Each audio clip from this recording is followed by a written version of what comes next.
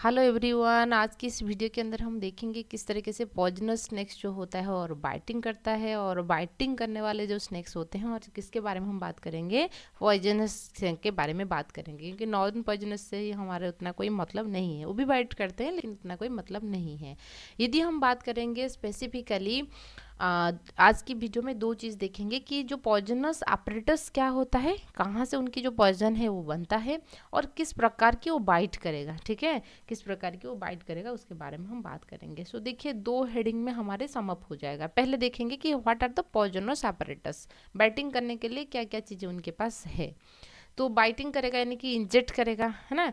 इस तरीके से उनके पास, यदि आप हेडिंग के तौर, इंट्रोडक्शंस के तौर पे ऐसे लिखोगे, जो स्नेक्स होते हैं वो क्या है, रेप्टाइल्स होते हैं, और ये लिम्बलेस रेप्टाइल्स होते हैं, यानी कि उनके पास लिम्स नहीं है, पैर नहीं है, ठीक है ना, वो ऐसे क्रिपिंग करते हैं।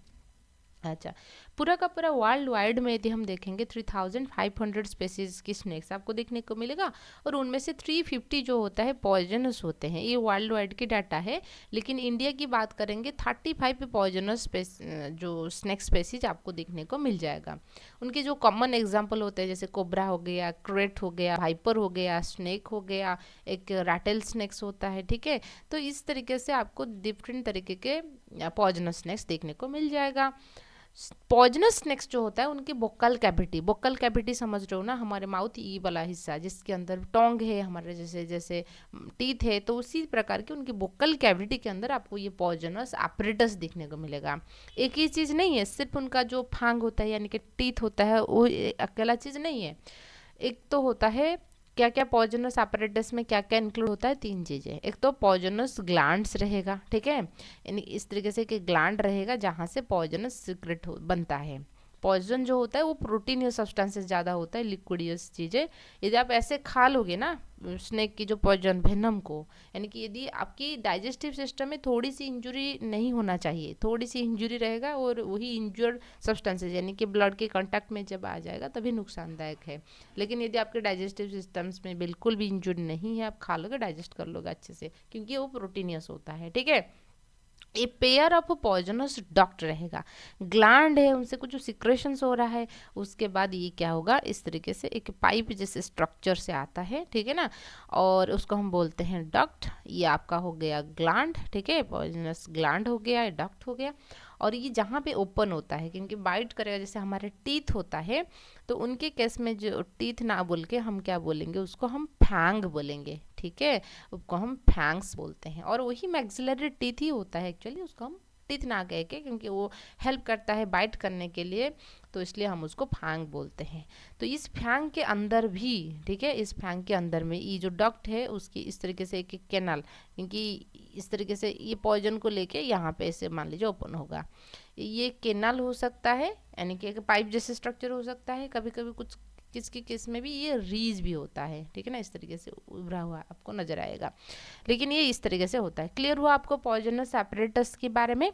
ठीक है, अच्छा, तो इस ग्लैंड की चारों तरफ कुछ इस तरीके से कुछ मसल्स पाया जाता है, क्योंकि जैसे हम एक इंजेक्शन, आपने बचपन में जो है ना सिरिंज देखा होगा, इंजेक्शन देने के लिए हम सिरिंज यूज़ करते थे पहले, अभी भी लोग करते हैं। ठीक है, जब एक तो निडल होता है जो आपसे इंजेक्ट होता है, और ऐसे पिछले साइड्स में कुछ इस तरीके से रहता है, उसको ऐसे है ना खींच के क्या करते हैं, जब प्रेस करते हैं तभी जो निडल से जो आपकी जो इंजेक्शन, जो सिरिंज है ना, सिरिंज की जो निडल से यहाँ पे ये जो लिक्विड है आ जाएगा, तो इसलिए यहाँ से मतलब कि कुछ प्रेशर डाला जाता है। इसी प्रकार के यहाँ पे कुछ होता है कॉम्प्रेशर मसल्स, ठीक है, क्या रह पाया जाता है, जो ग्लैंड है इस ग्लैंड की साइड्स में इस तरीके से कंप्रेशर मसल, आप इस पिक्चर में देख सकते हो, ये होता है कंप्रेशर मसल। क्लियर हुआ?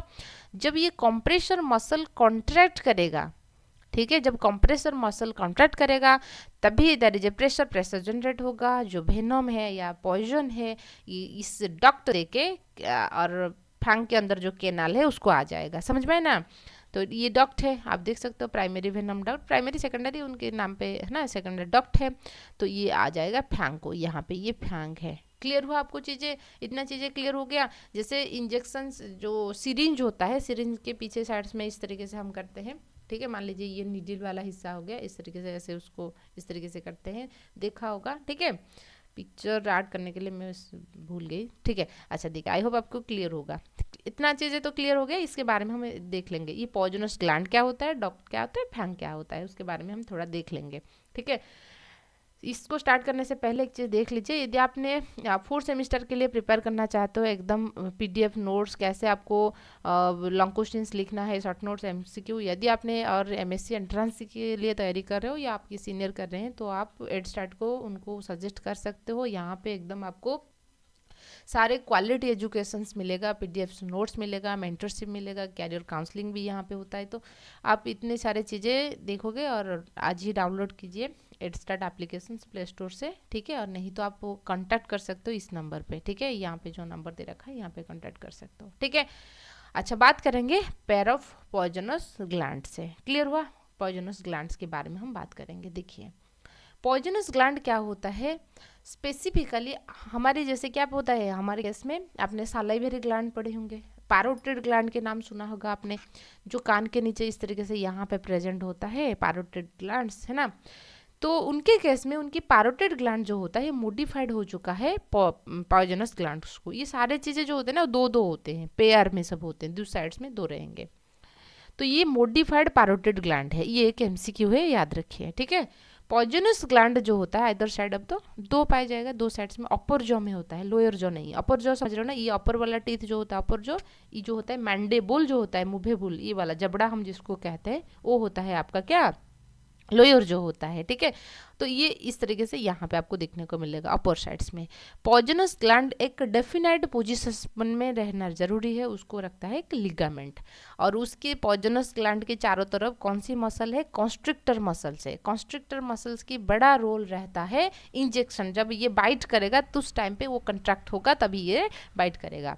From the anterior end of each poisonous gland की, यदि हम पॉइजनस डक्ट के बारे में बात करेंगे, डक्ट के बारे में बात करेंगे, उनकी एंटीरियर एंड, ठीक है ना, आगे वाला हिस्सा, क्योंकि ऐसे तो करेगा ना, यहाँ पे डक्ट निकलता है, दो पॉइजनस ग्लैंड है तो दो डक्ट निकलेगा। और ये जो डक्ट है एक साइड से तो ग्लैंड से जुड़े हुई हैं, और उनके फ्रंट साइड्स में ये फैंग यानी कि टीथ से जुड़े हुई हैं। क्लियर हुआ? अच्छा, so narrow duct poisonous duct कहते हैं, poisonous duct open at the base of the fang. तो बेस अब यहाँ तक हुआ है। तो फैंग जो होता है क्या होता है, वही टीथ होता है, ठीक है, और कुछ नहीं है। फैंग जो होता है टीथ होता है। देखिए यहाँ पे आप देख सकते हो, ये कॉन्स्ट्रिक्टर मसल है, ये ग्लैंड है, पॉइजनस ग्लैंड है, सो रहा है, ये पॉइजनस ग्लैंड है। क्लियर हुआ? पॉइजनस ग्लैंड से ये डक्ट है। और यहाँ पे आप देख सकते हो फैंग है, दो फैंग्स दिखाया गया है, दो फैंग्स है। तो ये ओपन हुआ यहाँ तक, और उसके बाद ओपनिंग ऑफ द, यहाँ पे ये देख सकते हो ये डक्ट होता है, इसके अंदर ये कुछ कैनाल होता है, क्योंकि ये ग्लैंड से टीथ की फैंग के निचले हिस्सा तक भी वो पॉइजन आना भी जरूरी है ना, ठीक है। तो मान लीजिए ग्लैंड है, ठीक है, वहाँ से डक्ट निकला, और ये डक्ट है, और ये डक्ट ओपन हुआ है इस तरीके से फैंग को, ठीक है ना। ये फैंग ओपनिंग इतना तक हुआ है, और इस फैंग से, ठीक है ना, कुछ इस तरीके से कैनाल होगा, ठीक है ना, कैनाल रहेगा।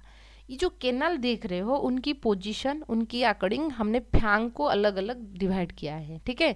देखिए क्या होता है, देखिए कैनाल मतलब समझ रहे हो ना, मान लीजिए इस तरीके से रहेगा, ये ग्रूव है, ठीक है, ग्रूव है, जब उभरा हुआ हिस्सा रहेगा ग्रूव है, जब इस तरीके से नीचे ये ऐसा रहेगा उसको हम कैनाल कहेंगे, ठीक है। वो उनका काम है कि जो डक्ट ने जो पॉइजन को वहाँ पे छोड़ा उसको लाके वो इंजेक्ट करेगा, ठीक है ना। जब वो मतलब कि फैंग जो होता है प्रे की बॉडी के अंदर घुस जाएगा, वो वही पॉइजन को उसके अंदर छोड़ देगा, उनके काम उतना ही है, ठीक है। फैंग जो होता है उनकी कैनाल सेंटर में है, या ग्रूव एंटेरियरली है, इस तरीके से एंटेरियरली है, या पोस्टीरियर साइड में है, पीछे साइड्स में है, क्योंकि फैंग देख रहे हो एंटेरियर साइड्स में है, या पोस्टीरियर साइड्स में है, या मिडिल में है, उसके अकॉर्डिंग हमने फैंग को डिवाइड किए हैं। देखिए फैंग कहाँ प्रेजेंट है, अपर जॉ और लोअर जॉ, अपर जॉ में प्रेजेंट है, ठीक है, अपर जॉ में प्रेजेंट है इस तरीके से। तो ये उसको अपर को हम मैग्जिला कहते हैं, मैग्जिला, ठीक है। लोअर जॉ को मैंडेबुल कहते हैं। मैंने कैसे याद रखती हूँ, मैं रखती हूँ कि मैंडेबुल मुवेबुल, लोअर जॉ जो होता है वही तो मूव करता है, अपर साइड आपकी हेड की कोई भी बोन मूव नहीं करेगा, पूरा का पूरा स्कॉल को आप देख लीजिए, यहाँ पे कोई भी बोन मूव नहीं करता है, ठीक है। जो भी मूव करता है हमारे लोअर, ये इतना एरिया जो होता है वही मूव करता है, ठीक है। अच्छा, तो उनके केस में वही है, तो मैंडेबुल मैग्जिला। तो जब मैग्जिला की मूवमेंट होगा, ठीक है ना, फैंग इसलिए तो मैग्जिला में प्रेजेंट है, तो फैंग जो होता है वो मैग्जिलरी टीथ होता है, मैंडिबल नहीं। The shape of the fangs long होता है, कॉर्ब्ड होता है, ठीक है ना, इस तरीके से लॉन्ग रहेगा और इस तरीके से पीछे की इस तरीके से रहता है, कॉर्ब्ड होता है, कॉर्ब रहता है। एंड शार्प भी होता है, क्योंकि जैसे निडिल होता है ना, निडिल, ठीक है ना, वो ही शार्प होगा तभी तो एंट्री हो पाएगा ना। तो उनकी रिजनरेशन कैपेसिटी है, मान लीजिए किसी भी वजह से क्या हो गया, मतलब कि टूट गया, तो और एक बार भी बन सकता है। फैंग्स कॉन्टेंस पॉइजनस कैनाल, तो क्योंकि डॉक्ट तो फैंग की शुरुआत में इतना तक तो पॉइजन को छोड़ दिया ना, उसके बाद फैंग के अंदर मतलब कि जिसके थ्रू जाता है वो पॉइजन, उसको हम कैनाल कहते हैं या ग्रुप कहते हैं। ये बेस से एक्सटेंड रहेगा उनके टिप तक, यहाँ से शुरुआत होके उनके बेस से शुरुआत होके वो टिप तक कंटिन्यू रहेगा। तो based on the structure and position of this canal and ridge, fangs जो होता है 3 तरीके का होता है, एक सोलेनोग्लाइफस होता है, प्रोटेरोग्लाइफस होता है और ओपिस्थोग्लाइफस होता है। तो सोलेनोग्लाइफस के बारे में बात करेंगे। सोलेनोग्लाइफस में आपको कैनल देखने को मिलेगा, ठीक है, मान लीजिए ये उनके ये टीथ है, ठीक है, उनमें आपको कैनल देखने को मिलेगा और ये जो कैनल है सेंटर में प्रेजेंट होता है, याद रखिए ये बीचों बीच प्रेजेंट रहेगा, इतना चीज़ है। एंड ये आपको वाइपर एंड रैटल स्नेक्स में देखने को मिलता है।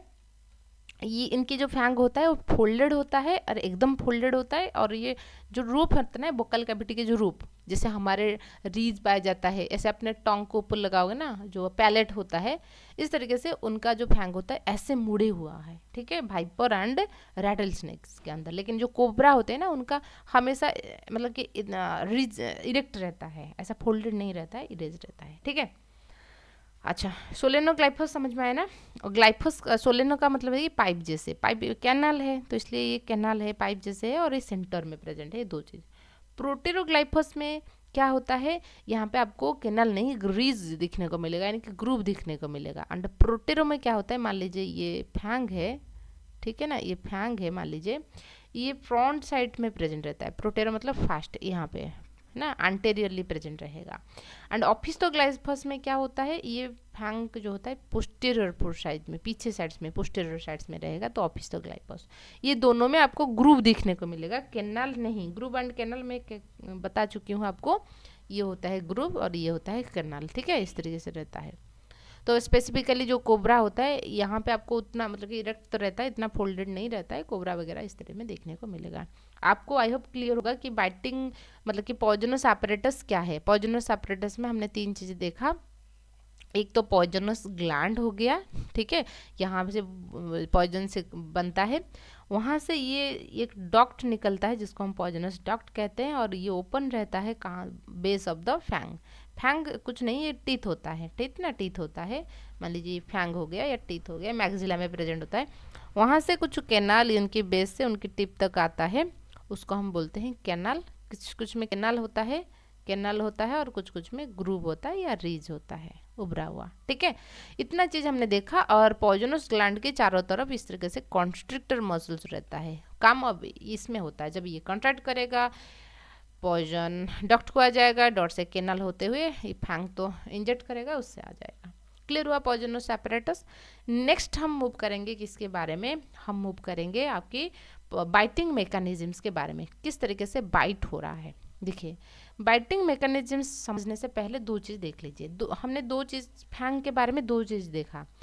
कुछ स्नेक्स होते हैं जैसे आपका वाइपर एंड रैटल स्नेक्स हो गया, उनकी फैंग्स इस तरीके से मुड़ा हुआ है, ठीक है ना, मान लीजिए ऐसे रहा है, ये बोकल कैविटी है, ठीक है ना, वो इस तरीके से मुड़ा हुआ है, ये उनकी फैंग है। और जैसे कोबरा की बात करेंगे, उनकी फैंग कुछ ऐसा रहता है, स्ट्रेट रहता है। जिसका स्ट्रेट रहता है उनका डायरेक्टली वो बाइट कर सकता है, लेकिन जिसका मुड़ा हुआ रहता है, जब माउथ क्लोज रहेगा, मान लीजिए ये इस तरीके से मुड़ा हुआ है, तो पहले उनको क्या करना है, पहले उनको ओपन करना है, उसके बाद वो इंजेक्ट करेगा। पहले ओपन या इरेक्शन आप कह सकते हो, क्योंकि फोल्डेड है होके रहता है, पहले उसको अनफोल्ड करना पड़ेगा, उसके बाद वो बाइट करेगा, यानी कि 2 स्टेप्स में होगा, ठीक है। देखिए बाइटिंग के लिए क्या क्या चीज़ें की इंपॉर्टेंट रहेगा, देखिए वेरी इंपॉर्टेंट रोल प्ले करता है जॉ बोन एंड जॉ के अंदर जो मसल्स है, ये जो जॉ जबड़ा वाला हिस्सा हो गया, और मैंडिबल और मैक्सिला आप देख सकते हो, उनकी बोन, उनके अंदर पाए जाने वाले सारे बोन एंड सारे मसल्स की बहुत बड़ा इंपॉर्टेंट रहता है। The skull and jaw bone for the poisonous bone are highly flexible. उनकी फ्लेक्सिबल कहने के मतलब होता है कि एक बोन जब भी मान लीजिए मतलब कि मसल जो होता है कंट्रैक्ट हो गया, बोन को स्टिमुलेट किया, और एक बोन पुश होने से दूसरे बोन को पुश कर सकता है, ठीक है ना, इतने फ्लेक्सिबल वो होता है। Position of jaw and skull bone of viper snakes during the time of resting and close conditions, उसके बारे में हम बात करेंगे, या इसके बारे में हम बात करेंगे। उससे पहले हमने ये दो चीज़ देखा कि रेस्टिंग कंडीशंस में फैंग फोल्डेड होकर रहता है। रेस्टिंग कंडीशन का मतलब जब बाइट नहीं कर रहा है, जब ऐसे मान लीजिए सोया है, ठीक ना, मतलब कि इस तरीके से जब रहता है तभी ये during resting conditions fangs are folded. तो ये कौन सी केस में होगा, वाइपर एंड रेटल स्नेक्स के अंदर ये फोल्डेड होके पाया जाता है, फोल्ड होके रहता है। पहले आपको उसको अनफोल्ड करना पड़ेगा, यानी कि ऐसे करना पड़ेगा, उसके बाद वो बाइट करेगा। सो द बाइटिंग मैकेनिज्म उनका दो पार्ट्स होता है, erection of fang, injection of venom, venom को या पॉइजन को इंजेक्ट करेगा। लेकिन जो कोबरा होता है उनका परमानेंटली इरेक्ट होकर रहता है, तो पहला स्टेप्स जो होता है कोबरा के लिए एप्लीकेबल नहीं है, क्योंकि वो तो इरेक्ट है ऑलरेडी, उसको क्या इरेक्ट करोगे, ठीक है। तो अब हम बात करेंगे जो जॉ स्कॉल बोन जो होता है उनकी पोजीशंस कैसे होता है, इसके बारे में हम बात करेंगे, ठीक है। आपको मैं एक डायग्रामेटिकली समझा दूंगी, उसके बाद आपको फ्लो चार्ट बता दूंगी, ताकि आप अच्छे से उसको याद कर लोगे, ठीक है ना। इतना मुश्किल नहीं है, थोड़ा नाम आपको अजीब गरीब लगेगा, नहीं तो नहीं। देखिए पहला चीज़ है कि वो क्या है, उनका माउथ ओपन मतलब कि क्लोज होके पाया जाता है। मान लीजिए एक स्नेक जो है जैसे सुआ मतलब कि स्लीपिंग मोड में था, आपने क्या किया, उसको उसके पैर में इस तरीके से यदि हमने किया तो ये क्या करेगा, इमिडिएटली ये तो उनकी जो है ना उसको ओपन कर ले। देखिए तो यदि हम बात करेंगे कि किस तरीके से ओपन होगा, जब ओपन होगा क्या क्या चीज़ें होगा उसके बारे में भी हम देखेंगे। देखिए जब ओपन हो रहा है इनकी जो है ना, जब ओपन होगा तो क्या होगा, देखिए ये क्लोज कंडीशंस, दो कंडीशंस रहेगा हमारे पास, एक क्लोज है, जब क्लोज है ओपन करेगा तो इस टाइम पे क्या होता है, इनकी जो स्कॉल बोन होता है, यहाँ पे हमारे जैसे स्कॉल होता है, यहाँ पे एक बोन पाया जाता है जिसका नाम है डाइगैस्ट्रिक मसल्स। क्योंकि नर्व इम्पल्स आएगा ना कि आपको माउथ को अभी ओपन करनी है, मान लीजिए किसी को बाइट करना है या पॉइजनस ग्लैंड फील्ड हो गया तो उस टाइम पे मानेगा, तो इम्पल्स आएगा तो डाइगैस्ट्रिक मसल जो होता है कंट्रैक्ट करेगा, ठीक है ना। क्लोज होके था, अभी क्या करेगा, कंट्रैक्ट करेगा। क्या कंट्रैक्ट कर रहा है, डाइगैस्ट्रिक मसल। जब डाइगैस्ट्रिक मसल कंट्रैक्ट करेगा तो मैंडिबल लोड हो जाएगा, कंट्रैक्शंस की वजह से ये जो मैंडिबुलर मसल जो होता है ये लोड हो जाएगा, तो मैंडिबल अभी क्या होगा, ओपन करेगा। एक बार मैंडिबल ओपन हो गया तो माउथ ओपन, ठीक है। डाइगैस्ट्रिक मसल्स की वजह से मैंडिबल के ऊपर प्रेशर आ गया और पूरा का पूरा माउथ ओपन हो गया। जब एक बार मैंडिबल ओपन हुआ तो ये क्या करेगा, यहाँ पे एक पाया जाता है क्वाड्रेट बोन, मैंडिबुलर बोन, तो क्या करेगा, क्वाड्रेट बोन को पुश करेगा, ठीक है। क्या करेगा, क्वाड्रेट बोन को पुश करेगा। जब क्वाड्रेट बोन पुश हो गया, ये क्या करेगा, यहाँ पर होता है आपका प्रोट्रैक्टर मसल्स, ठीक है। ये बोन जब हो जाएगा मतलब कि quadrate bone, it pushes the quadrate bone, यहाँ पर प्रोट्रैक्टर मसल्स होता है, कुछ प्रोट्रैक्टर मसल्स होता है, ये मसल कंट्रैक्ट करेगा। ये बोन, क्वाड्रेट बोन पुश होने की वजह से प्रोट्रैक्टर मसल्स को स्टिमुलेशन मिल गया, तो प्रोट्रैक्टर मसल्स अभी क्या करेगा, कंट्रैक्ट करेगा। जब प्रोट्रैक्टर मसल्स कंट्रैक्ट करेगा तो ये क्या करेगा, यहाँ पे होता है टेरिडोगाइड, है ना, टेरिडोगाइड बोन होता है, वो उनकी वजह से वो भी मतलब कि ये फॉरवर्डली पुश होगा। टेरिडोगाइड के बाद एक्टोटेरिडोगाइड बोन जो होता है, जो कि ठीक है, जो कि मैक्जिला के साथ अटैच्ड रहता है, वो उसके बाद क्या करेगा ना, इस तरीके से रोटेट करेगा, मतलब कि फॉरवर्डली पुश होगा, उस वजह से क्या होगा ना, मैक्जिला जो होता है वो रोटेट हो जाएगा। आपकी पहला काम क्या था, एम क्या था, जो फोल्डेड होके जो फैंग्स पाया जाता है उसको आपको इरेट करनी है, ठीक है। ऐसे ही मान लीजिए ऐसे था, कर्व होके था, आपको इरेट करनी है, इसलिए आपने क्या किया, पहले इस तरह क्लोज था, क्लोज होने वाले माउथ को ओपन आपने किया। कैसे किया, डाइगैस्ट्रिक मसल कंट्रैक्ट हुआ, मैंडिबल ओपन हो गया था, बस पहले माउथ ओपन हो गया। माउथ ओपन होने के बाद सेकंड काम जो चीज़ें होता है, ठीक है ना, काम की बात जो होता है क्या, आपको इसको इरेट करवानी है, ठीक है। इरेट करने के लिए जब एक बार मैंडिबल ओपन हो गया, ये क्वाड्रेट बोन को पुश किया, क्वाड्रेट बोन से प्रोट्रैक्टर मसल्स कंट्रैक्ट हुआ, प्रोट्रैक्टर मसल्स से आपका टेरिडोगाइड मसल्स जो है वो कंट्रैक्ट हुआ, उसके बाद वो एक्टोप्टेरिडोगाइड बोन को पुश किया, एंड एक्टोप्टेरिडोगाइड बोन जो होता है मैंडे जो है ना मैग्जिला था, मैग्जिला के साथ तो आपका फैंक्स अटैच्ड है ना, मैग्जिला को रोटेट किया, जब मैग्जिला रोटेट हो गया, जो फोल्डेड होके पाए जाने वाले जो फैंक्स होता है अभी ये स्ट्रेट हो गया। सिंपल सा मतलब वही है, ये चीज़ जैसे लिखा है आपको नोट्स के तौर पे भी मिल जाएगा। देखिए डाइगैस्ट्रिक मसल कंट्रैक्ट हुआ, आपको माउथ ओपन हो गया, ये दो चीज़ में आपका माउथ ओपन हुआ। नेक्स्ट चीज़ आपका एम है वो जो फोल्ड होके पाए जाने वाले फैंक को इरेक्ट करनी है, स्ट्रेट करनी है। तो मैंडिबल ओपन होने की वजह से क्वाड्रेट जो है ना, क्वाड्रेट बोन होता है, क्वाड्रेट बोन जो होता है वो पुश हो गया। क्वाड्रेट बोन एक बार पुश होने की वजह से ये प्रोट्रैक्टर मसल्स को कॉन्ट्रैक्ट किया। Protractor muscles and quadrate bone की वजह से दोनों की जो साइमल्टेनियस इफेक्ट की वजह से टेरिडोगाइड बोन फॉरवर्ड चला गया। एक बार टेरिडोगाइड बोन फॉरवर्ड करने के बाद एक्टोप्टेरिडोगाइड बोन वो भी फॉरवर्ड गया। एक्टोप्टेरिडोगाइड बोन करने की वजह से मैग्जिला रोटेट किया, और मैग्जिला रोटेट करने की वजह से आपकी जो मतलब कि स्नेक की जो आपकी तो नहीं, स्नेक की जो क्या है फैंग है वो स्ट्रेट हो गया। क्लियर हुआ इतना चीज़ें आपको? बस इतना ही चीज़ें है, आपको लगता है कि बहुत ज़्यादा चीज़ें है, ठीक है। यदि आपने ऐसे लिख सकते हो कितना मतलब कि इतना भी डिफिकल्ट नहीं है, ये दोनों चीज़ मिलके सॉरी डाइगैस्ट्रिक मसल्स एंड आपका मैंडिबल ये दोनों मिलके माउथ को ओपन कर लिया। ओपन करने के बाद मैंडिबल ओपन की वजह से क्वाड्रेट पुश हो गया। क्वाड्रेट के बाद आपका टेरिडोगाइड है ना, सॉरी प्रोट्रैक्टर, क्वाड्रेट के बाद आपका प्रोट्रैक्टर, प्रोट्रैक्टर के बाद टेरिडोगाइड, टेरिडोगाइड के बाद एक्टोप्टेरिडोगाइड, एक्टोप्टेरिडोगाइड के बाद मैंडिबल मैग्जिला जो होता है आपका रोटेट हो गया। मैग्जिला रोटेट हुआ तो फैंक्स ओपन हो गया, ठीक है। आप उसको ऐसे लिख सकते हो है ना, उसको पॉइंट देके इस तरीके से फ्लो चार्ट बना के लिख सकते हो, नहीं तो इसे पॉइंट देके आप लिख सकते हो इरेक्शन ऑफ द फैंक, फैंक कैसे इरेक्ट होगा। There is a specific sequence of movement of bone and muscle occur to erect the fangs. Specific sequences में हो रहा है जैसे मैंने बताया, ठीक है ना, डायगैस्ट्रिक मसल्स, उसके बाद मैंडिबल, फिर है ना।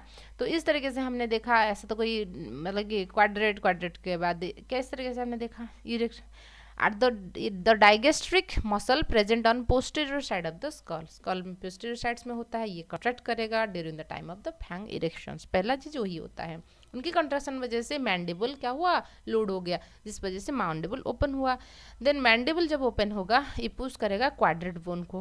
क्वाड्रेट बोन जो होता है, बोन पुश हो रहा है तो उसका मतलब उससे अटैच जो मसल है वो भी आपका कंट्रैक्ट करेगा, जो कि प्रोट्रैक्टर मसल्स को कंट्रैक्ट किया। प्रोट्रैक्टर मसल्स एंड ये क्वाड्रेट ये दोनों मिलके क्या करेंगे, पुश द टेरिडोगाइड बोन। टेरिडोगाइड बोन को फॉरवर्ड उन्होंने भेजा। जब टेरिडोगाइड बोन फॉरवर्ड गया, नेक्स्ट बोन जो होता है एक्टोप्टेरिडोगाइड बोन, वो भी क्या हुआ, रोटेट कर लिया मैग्जिला को। एक बार मैग्जिला रोटेट हो गया, फैन जो होता है हो गया, ठीक है ना, स्ट्रेट हो गया। मैग्जिला कॉन्टेस्ट द फैन, जिसलिए ये क्या हो गया, वर्टिकली इरेक्ट हो गया। ना the open mouth with erect fang the snakes are ready to bite, ठीक है ना, माउथ तो ओपन है, फैंग भी इरेक्ट है, तो इस टाइम पे ये क्या करेगा, बाइट करने के लिए एकदम तैयार है। पहला स्टेप्स कंप्लीट हो गया। ये वाइपर रैटल स्नेक के लिए एप्लीकेबल है, जिसकी फैंग इस तरीके से फोल्डेड होके था।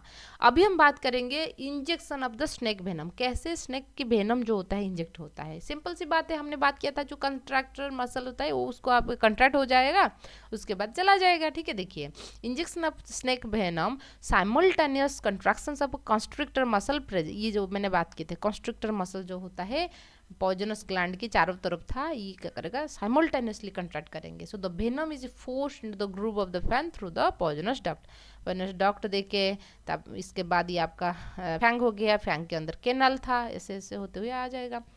Fangs are embedded in the prey, जो फैंग्स होता है प्रे की है ना, प्रे एंड पॉइजन जो होता है इंजेक्ट हो जाएगा into the prey body like a syringe. समझ में आया ना, मैंने आपको पहले से भी बता रखी थी कि सिरिंज में जैसे आता है इसी प्रकार की, जैसे इस तरीके से उन्होंने पुश किया, पुश करने की वजह से वहाँ से जो लिक्विड था, मतलब कि जो मेडिसिन था, दवा था, ठीक है ना, वो निडल देके जैसे आ रहा है उस प्रकार की आएगा। आफ्टर इंजेक्शन, अच्छा इंजेक्शन होने के बाद उनका जो माउथ है वो क्लोज कर लेगा, ठीक है।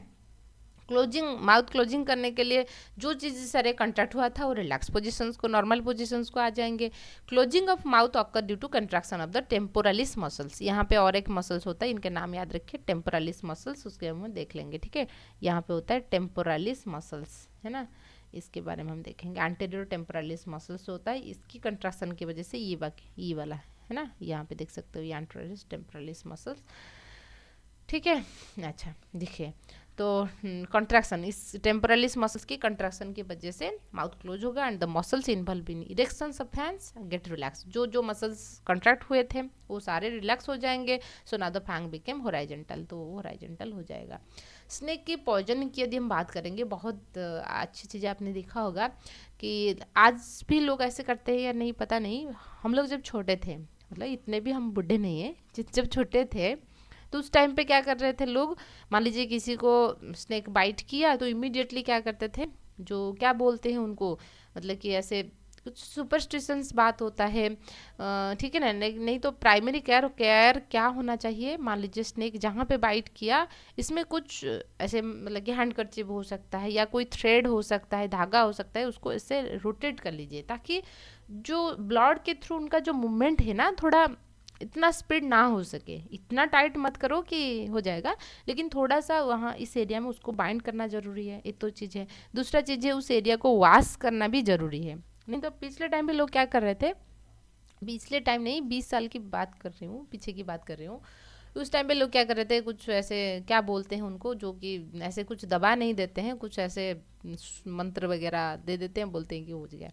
तो होते क्या है, ज़्यादातर तो स्नेक जो होते हैं वो पॉइजनस नहीं होते हैं। मान लीजिए नॉन पॉइजनस स्नेक्स कोई काटा तो वो वो तो सही हो जाएगा, लेकिन जब वो पॉइजनस स्नेक्स कोई काटेगा तो उनके पास वो लेके चले जाएंगे, ठीक है ना, क्योंकि वो थोड़ा टाइम लगता है, ठीक है। हेमोटॉक्सिक जो पॉइजनस होते हैं, जो मतलब कि ऐसा स्नेक जिनकी वेनम जो होता है हमारे आरबीसी को डिस्ट्रॉय करता है, उनके केस में तो आप पेशेंट को जिंदा रख सकते हो। लेकिन जो न्यूरोटॉक्सिक्स होते हैं, न्यूरोटॉक्सिक्स का मतलब है कि जो पॉइजन नर्वस सिस्टम्स को अफेक्ट डालेगा, वो करता क्या है, हमारे जो फ्रेनिक नर्व होता है, फ्रेनिक नर्व डायफ्रागम को सप्लाई होता है और जिस वजह से हमारे जो रेस्पिरेशंस है ना, डायफ्रागम की कंट्रैक्शन एंड रिलैक्सेशन को कंट्रोल करता है, वो बिल्कुल स्टॉप हो जाएगा। और एक बार रेस्पिरेशन रुक गया तो आदमी की डेथ हो जाएगा, ठीक है। वो नर्वस सिस्टम्स, ऑप्टिक्स नर्व को भी अफेक्ट करता है, अंधा हो जाता है आदमी।